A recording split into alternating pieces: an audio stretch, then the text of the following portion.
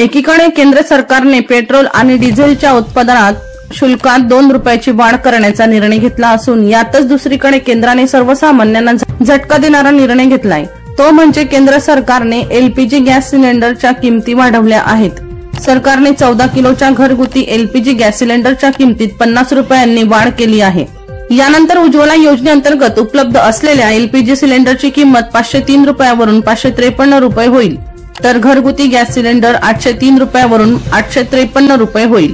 गेल्या काही महिन्यात 19 किलोच्या व्यावसायिक गॅस सिलेंडरच्या किमतीत बदल झाला असला तरी 14.2 किलोच्या सिलेंडरच्या किमतीत शेवटचा बदल गेल्या वर्षी ऑगस्ट 2024 मध्ये करण्यात आला होता।